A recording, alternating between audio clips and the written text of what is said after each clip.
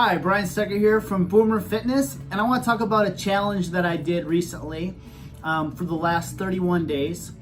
And that challenge was Dry January. And I want to talk to you about the reasons why I started my Dry January, and then some of the benefits of it, and then my personal experience of doing Dry January. So for me, the reason why I did Dry January is over the course of November and December, I had a lot of social events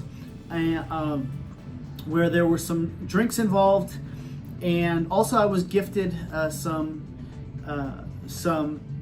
adult beverages over the holiday, and then also some social events with spending time with my family, and I enjoyed having a few beverages. Now, being a personal trainer and an athlete my whole life, I never really partook in alcohol very much, and the reason why is, as an athlete, I was not the best athlete. So I thought, like, by not drinking or smoking or doing those things, that I would be a better athlete. Then that carried over into my military life, and then into becoming a trainer, and then having a higher standard for my clients. But I do partake in having an adult beverage from time to time. And for myself, I did it as a wellness thing because I knew the amount of alcohol that I was having, and the amount that I was having, I kept track of. I logged it in my phone. I was having about 3 to 5 drinks per week. And for me, that was a higher limit than I was normally used to having. So for me, it was a wellness thing. It wasn't so much because I had an alcohol problem, or I have an addiction to alcohol. I'm very sensitive to that. For other people who have that challenge that they live with every single day, and I salute every single person out there that battles their sobriety each day, and I commend you for making that a priority. So for me, the reason why I did it was a wellness thing. And how wellness for me is, one, I wanted to be a great example for my clients. The second thing is I came back from spending some time with my family and then enjoying that over the holidays. I stepped on the scale, and the scale was outside the comfort zone that I was with for my weight. I was up about 7 pounds normal, and what made me realize that as I was looking at some of the beverages that I had, they were porters, and when I looked up these porters, their calories were ranging anywhere from 500 to 660 calories, and then you don't just have that by itself. You usually have that with food. So I gained some weight during the holiday, but also I noticed my energy levels were going down. I was needing naps during the day. I was just tired throughout the day. I had brain fog. I wasn't mentally as clear. And for me, I didn't like that. Being a gym owner, but also training clients and being around people, I wasn't being my true self. I love to have energy. I love to work on projects, and I don't like the fact that I didn't have that mental focus and clarity. And then also, I just didn't feel as congruent with my goals. When I was doing my weight training workouts, alcohol is a depressant, so my weight training workouts weren't as effective. My cardio workouts weren't as effective, so I wasn't getting the workouts that I was used to that were getting me the results. And then also, again, I'll say it again, I'm a trainer, so I feel like I have to hold myself to a higher standard. So when I started this challenge, I made that commitment to friends and family and told them what I was doing, and also my clients. So here are some of the benefits that are reported out there for a Dry January, of a number of articles that I read, a number of studies that I saw with Dry January. So for a lot of people, their weight goes down. That was the effect for me, but their weight goes down. The reason why is alcoholic beverages just have a lot of additional calories, plus it slows down your metabolism. So people notice their weight. Next thing is skin. Having all that extra alcohol, your body needs more water to help process that out of your system. So people's skin gets better. Sleep gets better, because when you're sleeping, when you drink a lot of alcohol, you're not able to get into that deeper REM sleep that you can get into. And plus, your body's whole focus when you have alcohol is just trying to get it out of the system. People report having other benefits of having an improved immune system. Also, alcohol is a depressant, so it brings down your central nervous system, so it's going to affect your workout. So people say their productivity goes up because they're more focused, but also they report that their workouts are better. So that's another benefit of it. The other thing it's helped a lot of people do is it says for a woman, the specified range of drinks that they should have in a week is 7. For men, it's 14 drinks per week. So it allows a lot of people to reassess how much alcohol they have drink, and then creates a better relationship with the amount that they drink. So those are some of the benefits from that there. There's some major health benefits with it. A lot of studies show that people who give up alcohol for simply just 30 days, their risk for diabetes goes down, and these are things that may happen for them.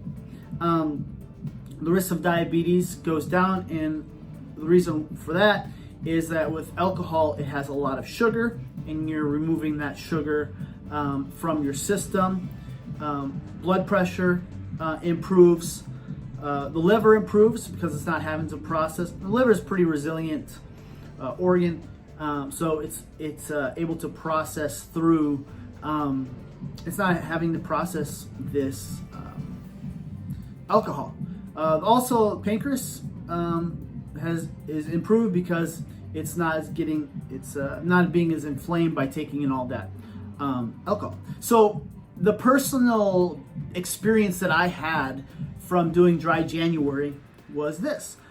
Number one, I made the commitment out there to my clients here at Boomer Fitness, and I made it to my close circle of friends.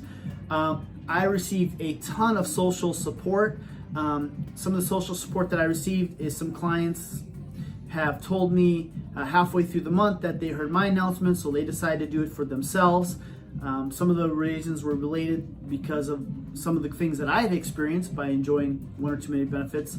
But also, a lot of times people get the thought of saying, I can't give up alcohol because they're in a social situation a lot. They're in business meetings, and then people are pressuring them. But usually when they tell people they've challenged themselves to do this because one reason or another, there's a ton of social support. So for myself, I experienced a ton of social support. And the other thing is the benefits of it, I became a better trainer. And one way I know I'm a better trainer is like when I'm working on my goals, I'm able to pull more results out of my clients for their benefit because I'm holding myself to a higher standard. So it lets me, I don't know the science behind this or the reasons why, but some of my clients, personal clients, took part in that, and then their weight had went down, their sleep has went down. One of my clients told me they were part of a number of wine clubs out here in Oregon. It actually improved their finances because they weren't spending as much money on those wines for themselves.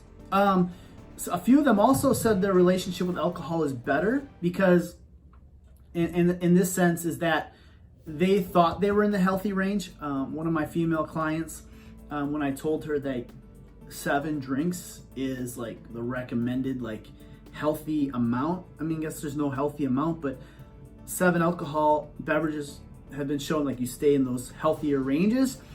When she went out to social events, that what she learned that it wasn't just a 7 drinks, because when they pour it, they pour a glass of wine or a beer, that it's not the 4 ounces or the 12 ounces, it's on a larger scale. So 7 drinks can quickly turn to 10, and for men 14 can quickly turn to 21, just based off of those size differences. The other thing is, so the saving the money part, for myself, my weight went down. I've lost 7 pounds in the past month. That became also from just not only watching that, is I wasn't having snacks and some of the processed foods that come with that. For me, my productivity went through the roof. By the second week, I was sleeping really deep. I wasn't needing other things like coffee or caffeine to get my energy levels up. My actual energies were going up. My workouts were significantly improved. I like to do sprints at the track. I like to challenge myself with 5K times. And I've had some of my best runs. It's probably because I'm not carrying all that extra weight, but also I think it's contributed to my central nervous system is more effective also. So my natural energy is a lot higher also. And so that's basically where I went there. There was a few days where I wanted some alcoholic beverages, especially after the Green Bay Packers had lost to the San Francisco 49ers. I was really bummed. One game away from the NFC Championship, from the Super Bowl. That's the third time that's happened for the Packers. But I digress. There was a few times where I wanted an alcoholic beverage, but I quickly then, by having that goal, my mind was set on, hey, I don't need to have that alcoholic beverage because I set that goal and I made this social commitment. And if somebody asks me if I did it, I'm honest. I don't want to have to lie about if I had a beverage or not. So that held me true. The other thing I want to point out that I found with some of my clients is that when you replace one habit, either smoking, drinking, whatever, it's important to replace it with one that is better than the other habit before. So like getting some exercise, setting yourself a step challenge, setting yourself a nutritional challenge, because what I noticed myself too is I wanted to trade the alcohol for chips. And I think the reason why is that alcohol has a lot of sugar. When you replace that out, then your body's craving something else. So I replaced it with meal prep. I had my meals prepped. I stayed with a meal prep company. And then also I set step goals, getting a minimum of 10,000 steps per day and getting 3 resistance training workouts in per week. And I think for myself, replacing those habits with something better has allowed me to achieve those goals also. And then that's the same thing I noticed with a lot of my other clients, is that we ended up having to find better, more empowering strategies for them so that they could not pick a lower one, i.e. like another habit like eating or drinking sugary beverages or another bad habit. So those were my benefits of 30 days of dry January and the challenge that I took upon myself. I'm really proud of myself for this. So there's another benefit. Down in the comment section below, let me know if you did dry January and what the benefits you got from it. Make sure you give this a thumbs up and like so we can share this with other people out there. And you don't only have to do this for January. You can pick this for February. You can pick for March, April, May, June, July, August. I throw this challenge out to you. Let me know if you're partaking in a dry January, if you've ever done that before. And make sure you subscribe to this channel so you can get more great updates like this. And click the little gray button, bell, so you're notified when more great videos like this come out. It's the middle of February already, and I still haven't had a drink, and I'm challenging myself now for 100 days. Just because I feel so great and I'm doing so well with my fitness goals. That is why. You guys have a great day. I look forward to seeing your comments and hearing all the benefits that you receive from this. Have a wonderful day. Bye-bye.